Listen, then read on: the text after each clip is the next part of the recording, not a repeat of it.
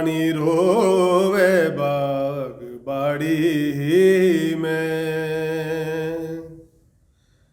ये रानी रोवे बाग बाड़ी में, हे रोहिता से कुंवर लाला,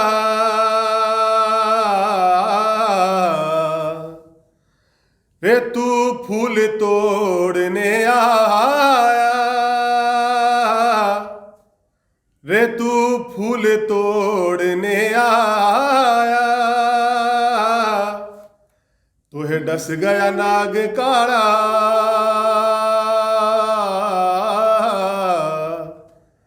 हे रानी रोवे बाग बाड़ी में। तेरे बिना मोरे साजना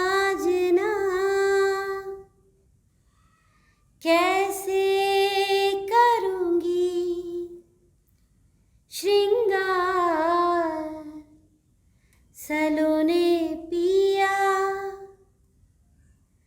तोड़ के जियरा न जा।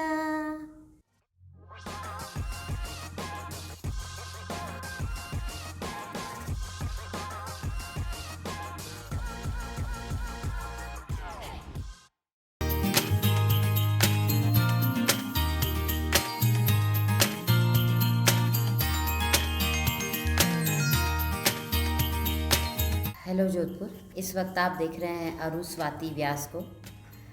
ये एक ऐसा नाम है जो अब इतना जुड़ चुका है कि हमारा साथ में हर जगह पाया जाना बहुत कॉमन हो गया है। आप अरुण जी हैं, मेरे बेटर हाफ, और मैं स्वाति हूँ, इनकी better half. So this is, आज हम जो बात करने वाले हैं वो आप अरु स्वाति व्यास के साथ बात करने वाले हैं, थिएटर की, रंगमंच की, एक्टिंग की और हमारी पूरी जर्नी की। तो हम दोनों ही नेशनल स्कूल ऑफ ड्रामा से ये पढ़ाई कर चुके हैं थिएटर की, तो वहाँ मैं उनसे सीनियर था और आप मेरी जूनियर थी तब एक्टिंग स्कूल में। अब बदल गया, उल्टा हो गया मामला। हमारी हम दंपति के रूप में हम वापस सीनियर जूनियर उल्टे हो गए हैं। तो एनएसडी में हमारी मुलाकात हुई थी और वहाँ पे आपने एक्टिंग में किया था स्पेशलाइजेशन, मैंने डायरेक्शन से किया था। तो वहाँ पे आपका सिलेक्शन हुआ था गुजरात से, मैं तो ऑलरेडी राजस्थान से था। तो वहाँ पहली बार हम मिले थे। मेरा अभिनय का जो सिलसिला जो शुरू हुआ था जहाँ से भी, उसमें मेरे फादर का बहुत बड़ा रोल है। मेरे पिताजी रेलवे में थे, तो वो लगातार कल्चरल फंक्शंस उनके होते रहते हैं रेलवे में, जोनल कॉम्पिटिशन्स होते हैं। तो वो बहुत अच्छे फोक डांसर भी हैं, बहुत अच्छे एक्टिंग भी करते हैं। तो मैंने बहुत बचपने में एक, या जोधपुर में एक जगह है विजेता केंद्र, सांगी पेट्रोल पंप के पीछे, वहाँ उनका एक शो था जहाँ वो कुछ परफॉर्म कर रहे थे। मैं बहुत छोटा था, मैं और मेरी बहन बहुत छोटे थे। तो वहाँ देखा था हमने कि उनको एक्टिंग करते हुए मछलियाँ ले लो मछलियाँ करके कोई एक उनका कैरेक्टर था, जब मछलियाँ ले लो मछलियाँ। तो हमने, हमारे लिए बिल्कुल नई चीज़ थी, हम ब्राह्मण परिवार में पैदा हुए, कभी ज़िंदगी में हम तो प्याज भी नहीं खाया। तो वैसे लोग अचानक से देखा पापा के कान में एक बीड़ी लगी हुई है। शो खत्म हो गया, लोगों ने बहुत तालियां बजाई, अरे यार ओम जी क्या बात है, ओम जी ने बहुत ज़ोरदार काम किया, ऐसा किया। मुझे लगा यार ये तो बहुत अच्छा काम है, ताली बजाते लोग और उतना प्रेज़ कर रहे हैं। जब वापस हम साइकिल पे आ रहे थे तब पापा के पास साइकिल थी, आगे मैं बैठता था, पीछे सिस्टर बैठती थी। तो साइकिल लेके जब हम घर तक पहुँचे थे तब तक पापा के कान में वो बीड़ी लगी हुई थी। मैंने कहा आज तो दादी से इनकी मार पड़ने वाली है, हमको तो खूब पड़ती है, इनको अब आज पड़ेगी। पापा को मैंने कहा आपकी बीड़ी लगी हुई है कान में, और यार बीड़ी लगी हुई है, तो फेंका उन्होंने। तो वो जो था ना, जो भी 1.5 से 2 घंटे थे, एक आदमी करके एक प्ले किया था उन्होंने। वो जो मैंने देखा कि यार ये काम ऐसा है जिसमें लोग तारीफ करते हैं, यार नेक्स्ट डे पापा का फोटो भी छप गया अखबार में। मैंने कहा बस अपने को यही काम करना है। उस दिन के बाद से मुझे लगा कि एक्टिंग कैसे मैं कहीं ढूंढूं। पापा ने बोला भाई मैं तो रेलवे में करता हूँ, उसके अलावा मुझे कुछ पता नहीं है। रेलवे में रमेश जी बोरा है, वो हर बार बोल देते हैं करो, या श्याम भाटी हैं वो कहते हैं करो, तो हम कर देते हैं। पर फिर भी मैंने रेलवे में पापा के साथ बहुत सारे प्लेस किए जो रेलवे जोनल में उनके बच्चे काम कर सकते हैं। तो मैंने मुरादाबाद से लेकर के दिल्ली, लखनऊ, जहाँ पर भी शोज़ होते थे पापा के रेलवे के खासतौर से, उसमें मैंने पार्टिसिपेट करना शुरू किया। और वहाँ से जो शुरू हुआ तब जर्नी, जोधपुर में जब एनएसडी का पहला कैंप लगा, दिनेश खन्ना जी आए थे, तब मैंने वहाँ पे पहली बार नाटक का प्रशिक्षण लिया। तो मेरा जो ओरिएंटेशन है, डे 1 से ही मेरे को एक ट्रेंड आदमी के साथ सीखने का मौका मिला। और वो एक दिन था जिस दिन मुझे लगा कि अगर ये काम सीखना है तो ट्रेंड लोगों के साथ सीखना है, जो लोग काम जानते हैं उनसे सीखना है। और 94 की बात है, 94-5 से मैंने ये शुरू किया, तब से लेके जर्नी आज जहाँ वापस अभिनय गुरुकुल तक ख़त्म हुई। NSD करने के बाद जब बाहर काम करना होता है तो दिल्ली, बॉम्बे या विदेशों में जब काम करते थे हम लोग, तो हम अंकुर जी के साथ काम किया, राम गोपाल बजाज के साथ काम किया है, ओम पुरी जी हमको पढ़ाना आते थे, नसीरुद्दीन शाह हमारी क्लासेस लेने आते थे। या NSD करने के बाद जब मैं 3 प्रोडक्शन थे हमारे, गालिबनामा, खराशें और आपकी सोनिया, जिसमें फारूक शेख, सोनाली बेंद्रे, अनूप सोनी, अतुल कुलकर्णी, यशपाल, सलीम आरिफ का प्रोडक्शन था और जावेद सिद्दीकी का लिखा हुआ नाटक था। और उसमें गुलजार साहब भी हमारे साथ चलते थे जब हम न्यूयॉर्क में शो किए हमने, या हमने दुबई में जब शो किए थे, हमने अबू धाबी में शो किए थे। इन सब लोगों के साथ मैं एक अलग तरह की मेरे ट्रेनिंग चल रही थी। NSD करने के बाद जो सीखना होता है कि काम वाकई जब करना होता है तो कितनी परेशानी आती है, और सीखने का एक जो दायरा है वो छोटा है बहुत। तो इन सब लोगों के साथ काम करते करते घूमते रहे, गुजरात भी गए, कभी हिंदुस्तान के लगभग सारे शहरों गाँव में हमने वर्कशॉप्स किए। तो इनको सीखते सीखते मुझे हमेशा लगता था कि जब भी मैं इनके साथ पास बैठता था तो अनूप सोनी या यशपाल शर्मा कह रहे हैं यार हमारे हरियाणा का एक एक्टर है जो बहुत बढ़िया बड़ा एक्टर है, लखनऊ का एक बहुत बड़ा एक्टर है, यूपी के एक बहुत बड़े एक्टर हैं, बिहार के मनोज वाजपेयी है, लेकिन मैं वहाँ कभी ये बोल नहीं पाता था कि राजस्थान का कोई एक्टर है। उस ग्रुप में मैं हमेशा बैठा होता था तो मुझे सिर्फ सुनना होता था कि मेरे शहर का, जोधपुर का कोई एक बड़ा सुपरस्टार या कैरेक्टर आर्टिस्ट सिनेमा में या क्यों नहीं है। मैं थिएटर से बैकग्राउंड से हूँ, लेकिन सिनेमा में लोग जाते हैं काम करने के लिए, तो बात करने के लिए मेरे पास कोई नाम नहीं था, सिवाय इसके कि मेरे पास एक नाम है महिपाल जी या शैलेश पुरोहित, सज्जन। ये 3 नाम थे जोधपुर के, जिनका समय बहुत पुरानी बात होगी, ब्लैक एंड वाइट एरा के ये तीनों लोग हैं। उसके बाद लगभग 35 से 40 साल में राजस्थान, या ख़ास तौर से क्योंकि मैं जोधपुर से हूँ, तो मेरा जोधपुर से कोई एक बहुत बड़ा एक्टर निकला हो, वो क्यों नहीं निकला, वो एक बहुत बड़ी वजह रही। जब मैं वापस जोधपुर की तरफ लौटा, ये जहाँ पर आप बैठ के अभी आप ये देख रहे हैं, सारा बातचीत कर रहे हैं, वो एक स्टूडियो है हमारा अभिनय गुरुकुल। यहाँ पे ट्रेनिंग प्रोग्राम शुरू करने का मकसद था, जो मेरे अंदर एक बड़ा गुस्सा है कि मेरे शहर का कोई बड़ा सितारा अभी तक मुंबई में क्यों नहीं है, जो जोधपुर से बिलोंग करता हो, जिसने इतना नाम किया हो, क्यों कोई ट्रेंड एक्टर्स नहीं है, या एक्टिंग को लेकर के इतने लोग सीरियस क्यों नहीं है, या सिर्फ गोरा चिट्टा अच्छे बाल बॉडी को देख करके क्यों लोग चले जाते हैं बॉम्बे की तरफ, क्यों वो ट्रेनिंग की अहमियत को नहीं समझते हैं। मनोज वाजपेयी आज बहुत बड़े नाम है क्योंकि वो ट्रेंड एक्टर है, पंकज त्रिपाठी एक ट्रेंड एक्टर है, नवाजुद्दीन एक ट्रेंड एक्टर है, शाहरुख खान ट्रेंड एक्टर है। तो ट्रेनिंग की इंपॉर्टेंस को समझे बिना सिर्फ मम्मी ने बोल दिया कि मेरा बेटा तो वो क्या बात क्या लगता है, और अचानक से बेटा रवाना हो गया बॉम्बे। इस बात का गुस्सा जो था मेरा, उसको मैंने सकारात्मक रूप से उपयोग किया, और एक हम दोनों ने मिलकर के एक अभिनय गुरुकुल एक्टर स्टूडियो बनाया जहाँ हम ट्रेनिंग दे रहे हैं। और मेरी दिली तमन्ना है कि बहुत जल्द से जल्द मेरे यहाँ जितने भी एक्टर्स तैयार हो रहे हैं 20-25, वो लोग जाएँ थिएटर में या सिनेमा में बड़ा नाम करें।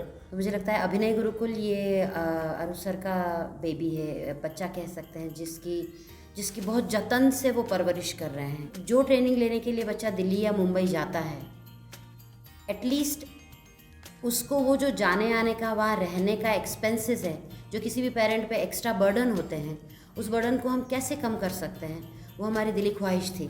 दूसरा, जो ट्रेनिंग में हम चीज़ें कवर कर रहे हैं, सिलेबस में बच्चों को जिस तरीके से ट्रेन करने की कोशिश कर रहे हैं, टेक्निक्स, मेथड जिनकी बातें कर रहे हैं, तो वो उसी लेवल पे कर रहे हैं कि बच्चा कल को जाके कहीं भी खड़ा रहे तो वो नेशनल लेवल पे, इंटरनेशनल लेवल पे अभिनय के बारे में, रंगमंच के बारे में, थिएटर, सेट्स, लाइट्स, उस पर बात करने के लिए सक्षम हो। आई एम वेरी हैप्पी कि आज की तारीख में अभिनय गुरुकुल में लगभग 50 से 60 स्टूडेंट्स हैं जो डिफरेंट विंग्स के हैं, जिनमें से 10 से 12 इंजीनियर्स हैं, इनफैक्ट कुछ लॉयर्स हैं, कुछ शेयर मार्केट से हैं, कुछ बैंक से हैं, जो अपना अपना काम कर रहे हैं, लेकिन उन्हें एक्टिंग को एज प्रोफेशन लर्न करना है, उन्हें एक्टिंग को एज आर्ट फॉर्म शिद्दत से सीखना है और फिर नाम कमाना है। 6 मंथ का एक डिप्लोमा सर्टिफिकेट कोर्स, बिकॉज बहुत सारे बच्चे इनिशियल फेज में जब कोई भी चीज़ सीखते हैं, उसको उन्होंने ये सही सीखा है कि नहीं सीखा है, वो जानने का सबसे आसान तरीका है कि आप उसी चीज़ को फिर से पढ़ाएं। ऐसा कहा जाता है, मैथ्स तुम्हें आया है या नहीं है, जानना है तो किसी को मैथ्स पढ़ाओ। तो मुझे लगता है जो सबसे पहला स्कोप यहाँ बच्चों को मिलता है वो एक थिएटर इंस्ट्रक्टर बनने का। जब से सेंट्रल गवर्नमेंट ने और सबने थिएटर एक कंपलसरी सब्जेक्ट कर दिया है स्कूल्स में, सारी स्कूल्स को थिएटर के इंस्ट्रक्टर्स चाहिए। तो मुझे लगता है ये वो सर्टिफिकेट कोर्स उन्हें कहीं ना कहीं एक ऑफिशियली अबाइड करता है इस चीज़ से कि हाँ दे आर ट्रेंड, उन्होंने सीखा है, उन्होंने जाना है। मुझे लगता है एक कलाकार ही वो व्यक्ति होता है जिससे अपने टेंशन, अपने डिप्रेशंस या अपने ऑड डेज को टैकल करना आता है। क्योंकि उसका आर्ट उसका सबसे बड़ा सेवियर होता है, वो उसे बचाना जानता है। सुर लगा के बैठ गए, फिर दिन दुनिया की खबर आप बिसरा के आप गाते रह सकते हो। तो वैसा ही कुछ हमने भी किया। ये जो स्टूडियो, जो मुझे लगता था कि ये स्टूडियो कैसे मैनेज होगा, क्या होगा, कहीं ना कहीं इसने लॉकडाउन के दौरान इस स्टूडियो ने हमारे लिए एक बहुत ही फ्रेश ऑक्सीजन, जिसको बोलते हैं ब्रीदिंग स्पेस, उसकी तरह सर्व किया। सारी टेंशन हम नीचे छोड़ के जब भी स्टूडियो में आके बैठते थे तो हम यही सोचते थे कैसे करें, जोधपुर के एक्टर्स कैसे बिजी रहें, चाहे वो घरों में बंद हैं। तो उसी सोच के दौरान मुझे लगता है एक आइडिया जनरेट हुआ कि मेरे मोनोलॉग का। हाँ, आप बात। मेरे मोनोलॉग, मैंने कुछ प्लेज लिखे हैं जो पिछले 10-12 सालों में, हर प्ले में मुझे, क्योंकि मैं गिरीश कार्नाड और मतलब कारंजी और इन तरह के लोगों को पढ़ता हुआ आया हूँ, राकेश को पढ़ रहे हैं हम लोग, या तेंदुलकर को पढ़ रहे हैं, तो इन सब में क्या अंत में एक बड़ा डायलॉग होता है, मोनोलॉग कहीं ना कहीं होते हैं। तो मोनोलॉग का मेरी राइटिंग पे बहुत प्रभाव है। तो मेरे हर नाटक में एक मोनोलॉग, 2 मोनोलॉग तो होते ही हैं। जितने भी नाटक हमने आज तक किए, तो मैडम का एक आइडिया था बहुत पहले, पेंडेमिक से पहले, कि आप अपने सारे मोनोलॉग की एक बुक क्यों नहीं निकालते, जो किसी एक्टर के लिए वो तैयारी की हो सकती है, कि हैंड बुक की तरह हो सकती है। तो हम वो किताब का प्लान कर रहे थे, लेकिन बीच में ये पेंडेमिक आ गया इस महामारी में। तो मैडम का आइडिया था कि इसी किताब को अपन वीडियो बुक के रूप में यूज़ कर सकते हैं। तो हम सब मार्च और अप्रैल की बात है, हमने जितने भी एक्टर थे जोधपुर में हमारे साथ काम करने वाले, उन सभी को फ़ोन किया कि अपना अपना मोबाइल उठाइए, टेंशन मत दीजिए, डिप्रेशन में मत जाइए, आप अपना बेस्ट मोनोलॉग जो आपको याद किया या आपने जब किया था उसको शूट करके भेजिए हमारे पास। हम यूट्यूब के चैनल पे लोगों को बताएंगे। उसका नाम होगा मेरे मोनोलॉग्स। उसमें एक्टर परफॉर्म करेगा। पहले मैं उसमें ये बोलता था कि नाटक क्यों लिखा मैंने, मेरी वजह क्या थी नाटक लिखने की, और ये मोनोलॉग कहाँ आता है। फिर एक्टर की परफॉर्मेंस होती थी और फिर मैडम उस पर एक्टिंग पे बात करती थी कि इस मोनोलॉग को अगर कोई एक्टर करे तो क्या हो सकता है। तो एक ऐसा एक कैप्सूल डिज़ाइन किया जो किसी भी एक्टर के लिए हेल्प हो सकता है, हेल्पफुल।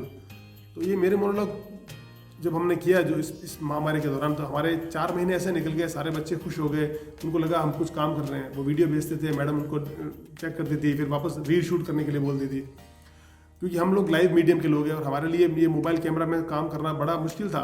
पर लेकिन डूबते को तिनके का सहारा, उस वक्त वो बहुत सब बच्चों के लिए इतनी एनर्जी दे रहा था कि सब लोग अपना अपना काम कर रहे थे। तो उसकी एक सीरीज है पूरी मेरे मोनोलॉग की। सरकारें आती रहती हैं, जाती रहती है, लेकिन कलाकारों को लेकर के अगर कोई ऐसा उनके पास योजना हो, जैसे कि अभी भी राजस्थान में कोई भी बड़ा नाट्य विद्यालय नहीं है। स्टेट का नाट्य विद्यालय, मध्य प्रदेश का नाट्य विद्यालय है, बनारस का है, सिक्किम का है, त्रिपुरा का है, बेंगलोर में है।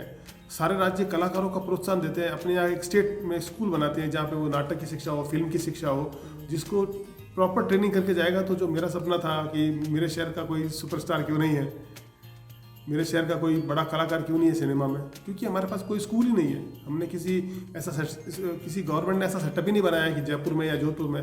जोधपुर सांस्कृतिक राजधानी है, शूटिंग के लिए सबसे अच्छी जगह है, थिएटर के लिए बहुत अच्छी जगह है। तो यहाँ पे अगर आपके माध्यम से अगर सरकारों तक ये बात पहुँचती है कि नहीं, जोधपुर में एक बहुत बड़ा एक्टिंग स्कूल होना चाहिए, थिएटर स्कूल होना चाहिए, फिल्म स्कूल होना चाहिए, बन सकता है। जगह बहुत है हमारे पास और लोग हैं हमारे पास। मैं भी एक स्कूल चला रहा हूँ, मैं तो चाहूँगा मैं तो स्टेट की स्कूल में काम करूँ, जिससे कि ज़्यादा से ज़्यादा बच्चों को हम आगे तक ले जाएं।